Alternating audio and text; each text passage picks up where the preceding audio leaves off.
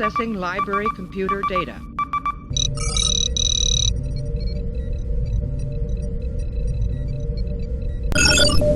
Hi there Starfleet engineers, my name's Captain John Child of the Starship Enterprise, which hasn't been built yet, because that's exactly what this vlog is all about. Now if you haven't seen my first episode, Introduction, click on the link below and you can catch up and find out more about the project which I'm filming. Now this episode is called Resources, where we're going to focus on research and also assets, where you're going to get your materials from.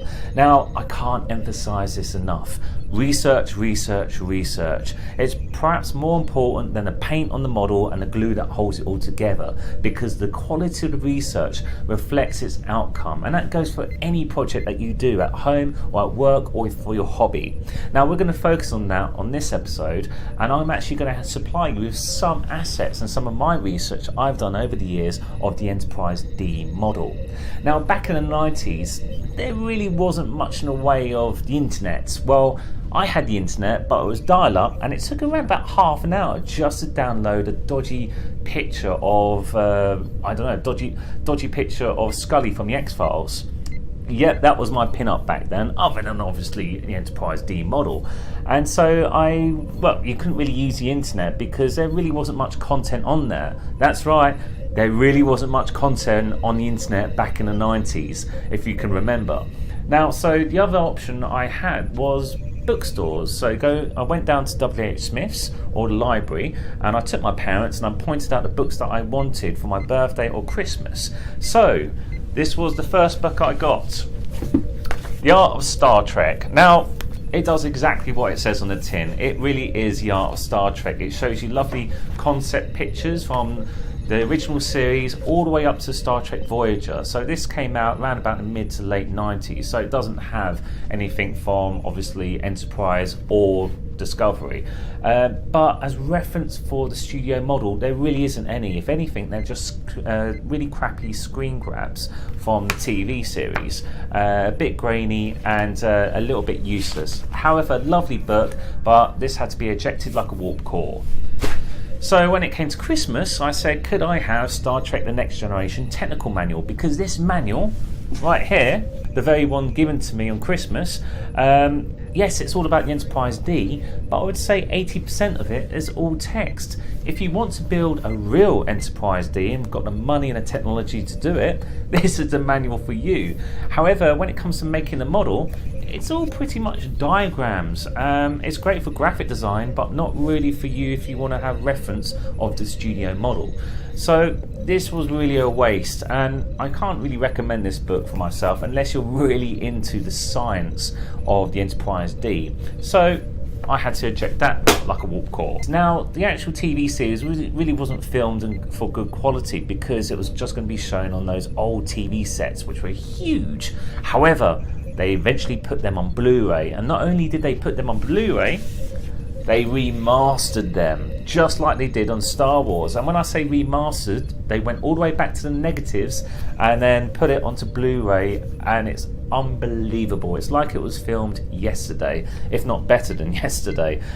You can go through these Blu-rays and actually get video stills, I'll say video, Blu-ray stills of the Enterprise D model at every single conceivable angle. You can actually check out every single window on that model. So depends how much detail you want to portray in your model of the Enterprise D, like I'm going to do. You're going to look through these Blu-ray DVDs and you can actually work out what windows you even want to light up to mimic the studio model. So I can't rate this enough. Now, not everyone has a Blu-ray player, and if you do, it's not going to be on your computer more than likely. So what I did, I got hold of a Blu-ray player and I just got on my knees, shuffled up to the TV, paused it at certain frames, got my iPhone out and took pictures of the TV screen.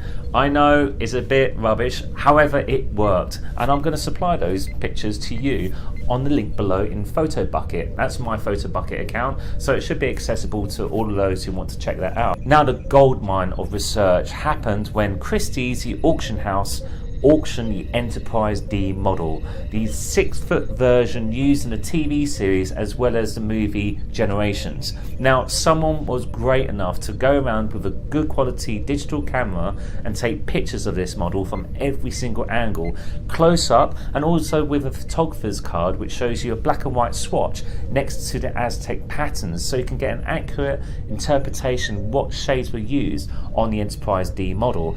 This is a fantastic resource. Now, I've been on the internet trying to find these pictures. Some websites have a selection, some of them have 1 or 2 pictures, but not all of them. But what I've done, I've collated all the ones I could find over the last couple of years and put them on my PhotoBox account, and I've included the link below for you to check out and download for yourself. Now, after research, it's materials and assets. Where are you going to get all your supplies from?